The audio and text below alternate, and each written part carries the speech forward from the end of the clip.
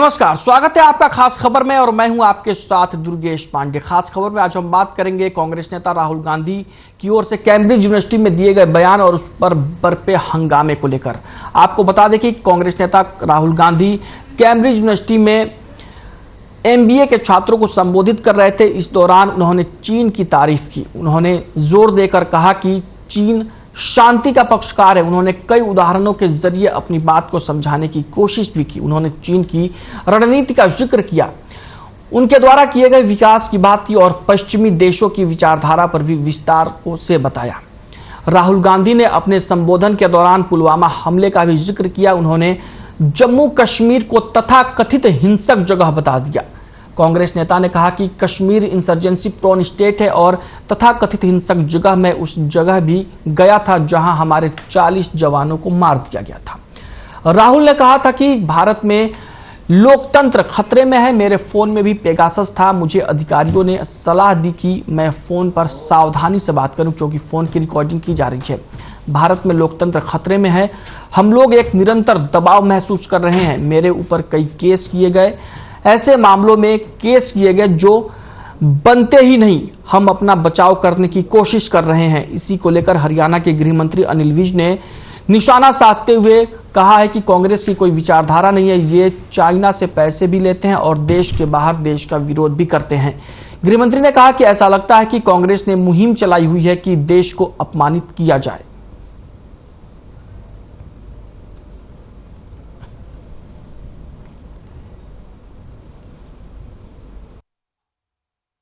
देखिए, मुझको ऐसा लगता है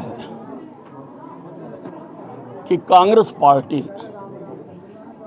अभी भी अपने आप को अंग्रेजों का गुलाम मानती है। इसलिए अपनी तकलीफ बताने के लिए वो अंग्रेजों के देश इंग्लैंड में जाकर अपनी बात बता रहे हैं। इससे देश की बदनामी हो रही है और लंबे समय से देखा जा रहा है कि कांग्रेस पार्टी कैंपेन चला रही है कि देश को अपमानित किया जाए।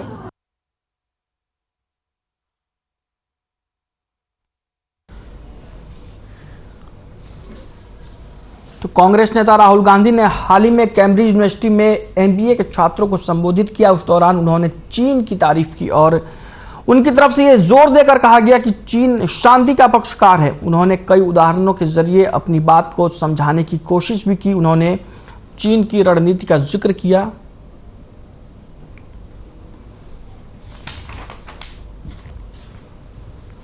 तो खास खबर में आज हम चर्चा करेंगे इसी मुद्दे को लेकर, जिसके लिए हमारे साथ मेहमानों का पैनल भी जुड़ चुका है, जिसमें प्रोफेसर वीरेंद्र सिंह चौहान है, प्रवक्ता हैं बीजेपी के, रविंद्र झुल है, प्रवक्ता कांग्रेस पार्टी के, ओंकार सिंह है, प्रवक्ता कांग्रेस पार्टी की ओर से। आप सभी का बहुत बहुत स्वागत है खास खबर में हमारे साथ चर्चा में शामिल होने के लिए।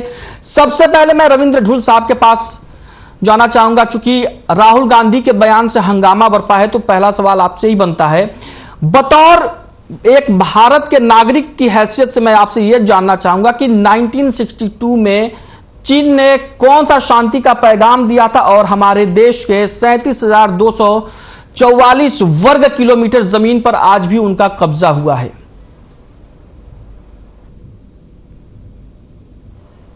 ये जो पैगाम भारत के प्रधानमंत्री नरेंद्र मोदी ने चिट्ठी लिख करके इमरान खान को दिया था जी, उनको शांति का दूत बताया था, वही पैगाम मान करके चलिए जो पैगाम प्रधानमंत्री नरेंद्र मोदी ने चीन के अंदर दिया था 2014-15 में, कनाडा में दिया था, जर्मनी में दिया, उससे अलग कुछ नहीं दिया है।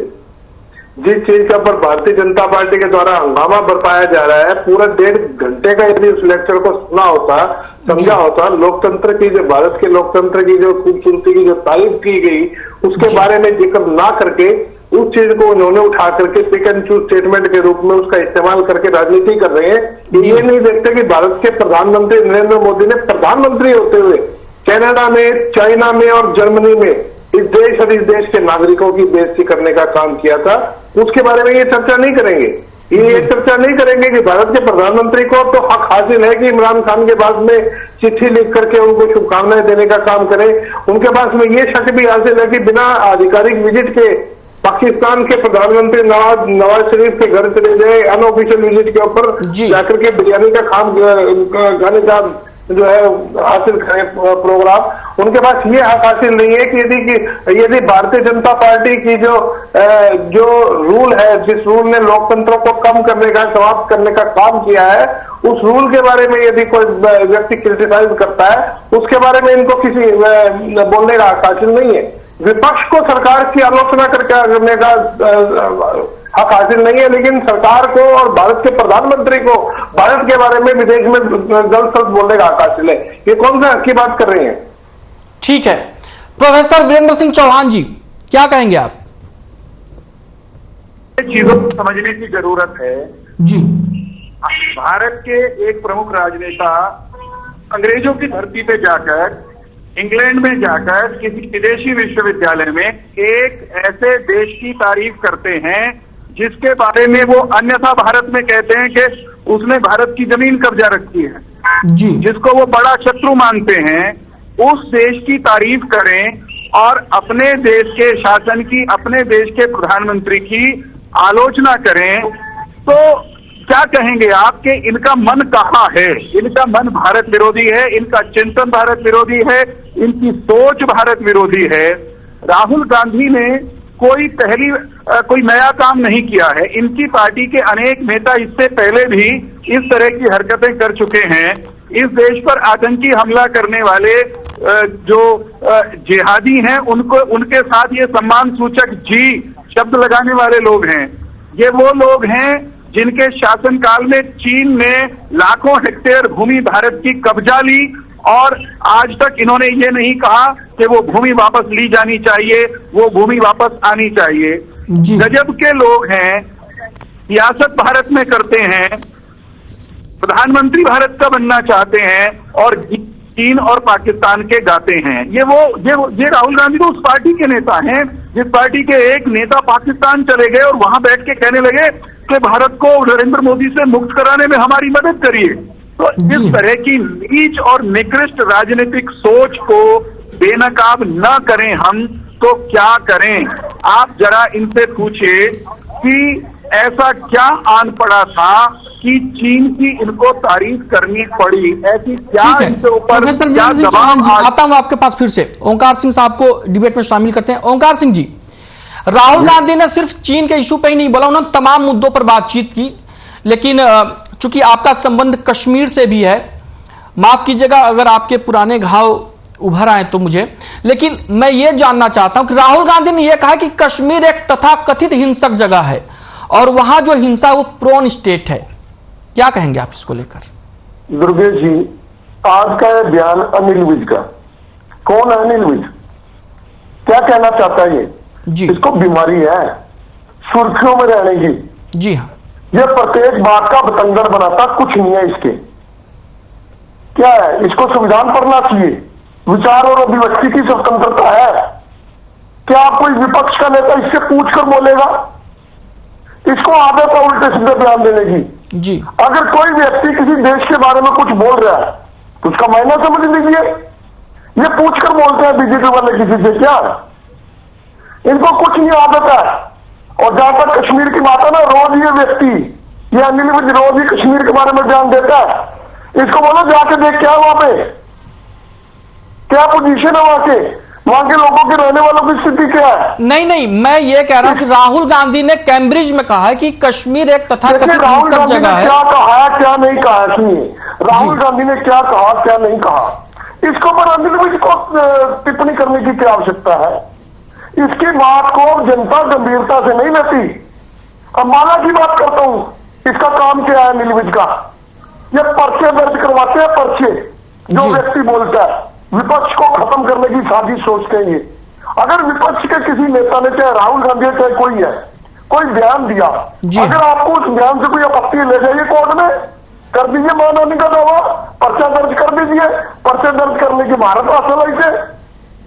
ये सिर्फ और सिर्फ जनता में ये दिखाना चाहता है कि यही एक अकेला रह गया जो देशभक्त था, बाकी सारे तो देशद्रोही है।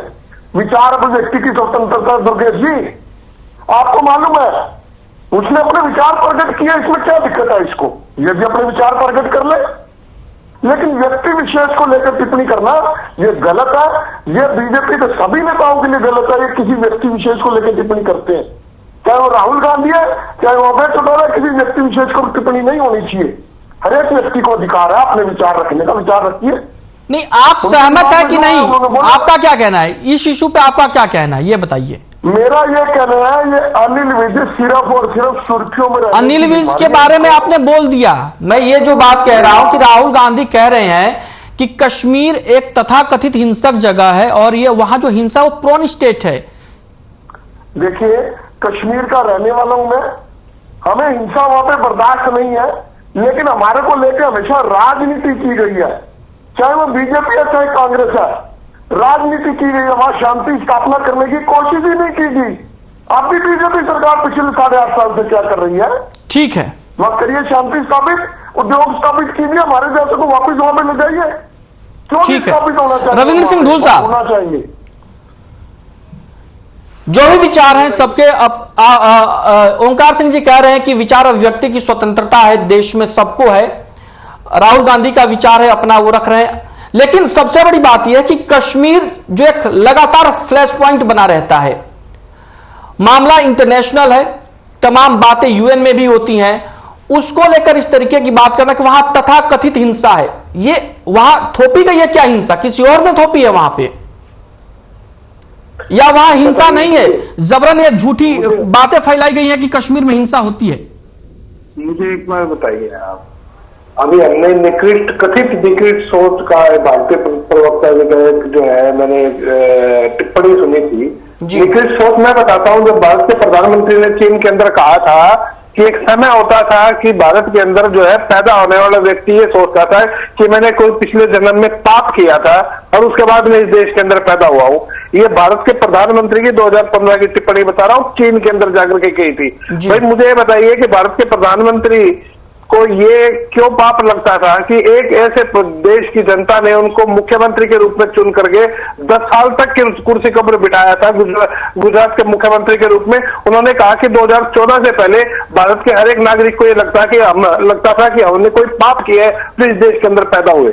क्या वो निकृष्ट सोच नहीं थी?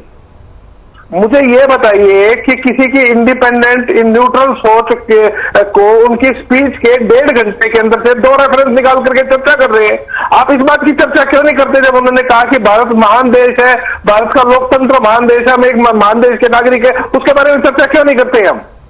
हम इस बारे में चर्चा क्यों नहीं करते हैं कि भाई भारत के प्रधानमंत्री ने जो है सेना के आधिकारिक बयान, सेना के वहां पर जो जिस प्रकार से चीन ने जो है भारत की जमीन के 1000 वर्ग किलोमीटर के ऊपर कब्जा किया, उसके बावजूद, कब्जे के बावजूद भी भारत के प्रधानमंत्री ने झूठ बोलने का काम किया कि भारत की जमीन के ऊपर किसी फौजी की शहादत नहीं हुई है। तो वो अगर फौजी की किसी की शहादत भारत की जमीन पर नहीं हुई थी तो जो फौजी वहां पर जो शहीद हुए थे वो कौन थे वो लोग? हम उसके बारे में क्यों नहीं चर्चा करते हैं जब भारत के प्रधानमंत्री अंतर्राष्ट्रीय स्तर के ऊपर जाकर के तीन इन्होंने तो एक अंग्रेजों के कथित स्टेट की बात करी है। कनाडा में कोई कौन लोग रहते हैं? क्या ब्रिटेन का पार्ट नहीं था कनाडा के? वहां पे ब्रिटेन की क्वीन जो है आज अभी भी उसके बाद उनकी स्टैंप का वहां पे इस्तेमाल नहीं होता है कनाडा में। क्या कनाडा में भारत के प्रधानमंत्री ने क्यों कहा कि हमें शर्म आती थी इस देश का नागरिक होने में? मुझे ये बताइए कि भारत के प्रधानमंत्री को ऐसा कौन सा इख्तियार हासिल था कि भाई अमेरिका के अंदर जाकर के अमेरिका के जो उस समय के राष्ट्रपति थे उनका चुनाव, रविंद्र सिंह साहब ले लेते हैं जवाब। प्रोफेसर वीरेंद्र सिंह चौहान जी, आप राहुल गांधी पे सवाल खड़े करते हैं तो विपक्ष आप पर भी तमाम सवाल खड़े कर रहा है, जवाब दीजिए। प्रोफेसर वीरेंद्र सिंह चौहान जी, आवाज मिल रही है आपको? प्रोफेसर वीरेंद्र सिंह चौहान, ओंकार सिंह जी, आपका क्या कहना है? जी दुर्गेश जी, बहुत ही अजीब स्थिति है इस देश में जी। विपक्ष का कोई भी नेता, चाहे किसी भी पार्टी का, अगर विचार रखता है तो इनको दिक्कत पैदा हो जाती है। मेरे ऊपर पर्चा दर्ज है, मैं न्यायिक प्रणाली पर पूरा विश्वास करता हूं। मेरे ऊपर अभी पर्चा दर्ज किया कि मैं किसी डॉक्टर से 10 लाख रुपए की फिरौती मांगी, 384 का पर्चा दर्ज कर दिया। मैंने कभी उस डॉक्टर की शक्ल नहीं देखी, उस डॉक्टर ने मेरी शक्ल नहीं देखी।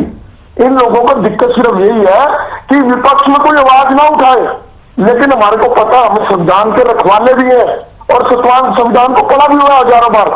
ये कितनी भी कोशिश कर ले, सिर्फ एक टिक एंड चूज की किसी भी नेता की, मैं तो राहुल गांधी का पक्ष नहीं ले रहा। राहुल गांधी की जगह कोई और भी होगा उसका भी पक्ष लूंगा। कोई बीजेपी का नेता भी ऐसा बोलेगा, अगर उसके बारे में गलत टिप्पणी करेगा तो उसका भी पक्ष लूंगा। मैं निष्पक्ष होकर प्रत्येक व्यक्ति का पक्ष इसलिए लूंगा क्योंकि संविधान के अनुसार हमें एक स्वतंत्रता प्राप्त है। ये हमारी संविधान की स्वतंत्रता नहीं ले सकते। और मैं तो परमात्मा का शुक्रिया अदा करता हूं, जब संविधान बना था हमारा तब ये खाकी निकर वाले नहीं थे, तब ये बीजेपी वाले नहीं थे। अगर होते तो शायद ये विचार और अभिव्यक्ति की स्वतंत्रता हमारे संविधान में शामिल ना होती। सर ऐसी बात मत करिए। श्यामा प्रसाद ओंकार सिंह जी प्लीज आपको करेक्ट कर रहा हूं। संविधान सभा में श्यामा प्रसाद मुखर्जी जी सुनिए, जनसंघ के संस्थापक श्यामा प्रसाद मुखर्जी जी भी संविधान सभा में थे और वो नेहरू जी की पहली कैबिनेट में भी मिनिस्टर रहे हैं और वो रिजाइन देने वाले देश के पहले कैबिनेट मिनिस्टर थे। मैंने क्या बोला कि इनकी विचारधारा के जो इनकी विचारधारा के लोग उस संविधान सभा में नहीं थे, जो ये अनिल विज की विचारधारा, इस विचारधारा के व्यक्ति नहीं थे। नहीं तो ये विचार अभिव्यक्ति की स्वतंत्रता उसमें शामिल ही ना की जाती। कोई भी व्यक्ति विचार कानून के दायरे में रहते। हाँ, इनको किसी का विचार पसंद नहीं आया, इनके पास अख्तियार है, गृह मंत्री है, आप केस कर दीजिए उसके ऊपर, मानहानि का दावा ठोक दीजिए कि भारत की ओंकार सिंह जी रोकना चाहूंगा आपको। प्रोफेसर वीरेंद्र सिंह चौहान जी आवाज मिल रही है आपको? मिल रही है। रविंद्र सिंह माफ कीजिएगा, रविंद्र ढूल साहब कह रहे हैं कि आप विपक्ष की आवाज दबा रहे हैं। राहुल गांधी ने कह दिया तो हंगामा बरप गया और ये आरोप लगा रहे हैं कि प्रधानमंत्री ने भी तमाम जगहों पर तमाम बातें कही है। ओंकार सिंह जी भी कह रहे हैं कि लगातार विपक्ष को दबाने की कोशिश की जा रही है। भारत के प्रधानमंत्री को गाली देकर भारत के प्रधानमंत्री के विरुद्ध दिन रात विश्वमन करके नरेंद्र मोदी जी के खिलाफ जो मन आए सो कह के भी लोग खुले में घूम रहे हैं और ये कहते हैं कि अब भारत में विपक्ष को दबाया जा रहा है, दमन किया जा रहा है। भाई आप उस पार्टी के प्रतिनिधि हैं ध्रुव साहब, जब इमरजेंसी के समय केवल मुंह खोलने पर जेल में डाल दिया जाता था, मुकदमे नहीं चलाए जाते थे, जमानत मिलने का कोई स्कोप नहीं होता था, तो आपातकाल लगाने वाली पार्टी जिसने भारत के सारे विपक्ष को जेल में ठोक दिया था, कई बरस तक 18 महीने तक परिवारों से मिलने नहीं दिया था, जमानतें नहीं होने दी थी, जिसने संविधान उसको खूंटी पर टांग दिया था, वो पार्टी अच्छी लगती है कि ऐसा कहते हुए कि विपक्ष का दमन हो रहा है? हमें विपक्ष के बोलने पर कोई आपत्ति नहीं है, लेकिन विपक्ष जब दुश्मन के सुर में सुर मिलाता है, विपक्ष जब भारत की छवि पर बट्टा लगाता है, विपक्ष जब प्रधानमंत्री का बहाना करके भारत का अहित करने की कोशिश करता है या करेगा, तो भाई साहब हम रोकेंगे भी, हम टोकेंगे भी और कानून के रास्ते से ठोकेंगे भी। तय मानिए जो गलत करेगा उसका इलाज किया जाएगा। भारत का अहित किसी सूरत में सहन और स्वीकार्य नहीं है, ये बात आपको समझनी चाहिए। ठीक है, रविंद्र सिंह ढूल जी जवाब दीजिए। जी बताइए। तो स्पेसिफिक क्वेश्चन ये तो इनके जनरलाइज स्टेटमेंट हुई ना, जनरलाइज स्टेटमेंट हुई कि जो है भारत के प्रधानमंत्री जो कि भारत के सभी पूर्व प्रधानमंत्रियों के बारे में अनर्गल भाषा का इन्होंने उपयोग किया, हर जगह पर हर स्टेज में, यहाँ तक कि संसद को भी उन्होंने छोड़ने का काम नहीं किया। राहुल गांधी जी के बारे में जिस प्रकार की टिप्पणी करते हैं, ममता बनर्जी के बारे में क्या टिप्पणी करके आए थे वहां पर, आपको याद होगा ना वेस्ट बंगाल में किस प्रकार के उन्होंने स्टेटमेंट, जिस प्रकार की भाषा का इस्तेमाल नरेंद्र मोदी ने, भारत के प्रधानमंत्री ने ममता बनर्जी जी के बारे में बोला होता, उस प्रकार की भाषा का इस्तेमाल यदि कोई आम नागरिक करता तो वो जेल के अंदर होता। ये व्यक्ति जिनको जिस पार्टी के पुरोधा को, नेताओं को ये पता ही नहीं कि हमने क्या बोलना है किसी व्यक्ति के बारे में, जिनके राष्ट्रीय प्रवक्ता टीवी पर आकर के जाने क्या क्या बोल करके जाते हैं, वो आज हमको सलाह दे रहे हैं कि हम कर रहे हैं इस बारे में बात। यदि उस समय पर इमरजेंसी गल थी यदि उस समय पर इमरजेंसी गल थी तो तब भारत की जनता ने कांग्रेस को सत्ता से हटाने का काम किया था, जनता पार्टी को सत्ता में लाने का काम किया था।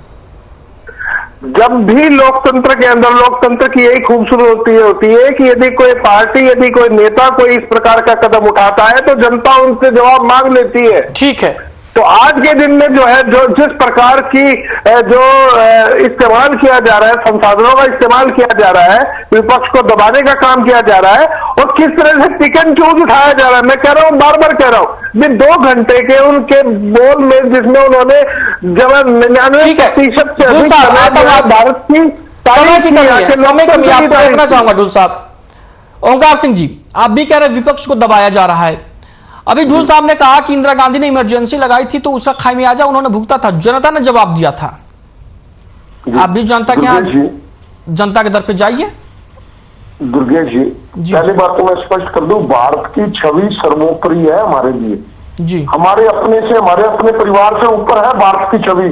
अगर कोई व्यक्ति भारत की छवि पर कटाक्ष करेगा तो हमारे लिए असहनीय है जी हाँ। लेकिन मैं उस आपातकाल की भी निंदा करता हूं, वो भी गलत था, और आज जो है घोषित काला ये भी गलत है।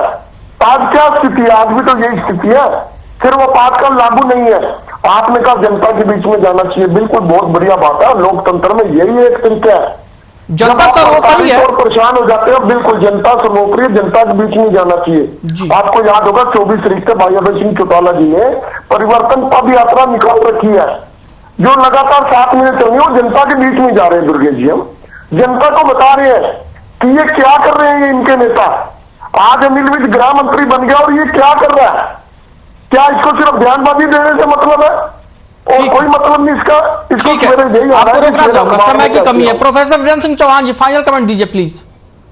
बस मैं ये कह रहा हूं, विपक्ष चाहे जो बोले, विपक्ष चाहे जैसी भाषा का इस्तेमाल करे, किसी व्यक्ति के खिलाफ, हमारे नेता के खिलाफ भी जहर उगल ले, उनको और कुछ काम नहीं है तो ये करे, हमको कोई दिक्कत नहीं है। लेकिन भारत की छवि को बट्टा लगाने की कोई कोशिश करेगा तो उसे मैं फिर दोहराता हूं, हम रोकेंगे, टोकेंगे और आवश्यकता पड़ी तो कानून से भी ठोकेंगे और जनता से भी ठुकवाएंगे। ठीक है, तो खास खबर में आज हम चर्चा कर रहे थे राहुल गांधी के बयान पर और उसके बाद हरियाणा के गृह मंत्री अनिल विज की ओर से उन पर किए गए पलटवार को लेकर, जिसके लिए हमारे साथ जुड़े हुए थे प्रोफेसर वीरेंद्र सिंह चौहान बीजेपी से, रविंद्र ढूल जी प्रवक्ता कांग्रेस पार्टी से, ओंकार सिंह प्रवक्ता इंदिरा। तो आप सबका बहुत बहुत शुक्रिया, आपने अपना बहुमूल्य समय हमें दिया। तो खास खबर में फिलहाल के लिए इतना ही, मुझे दीजिए इजाजत, नमस्कार।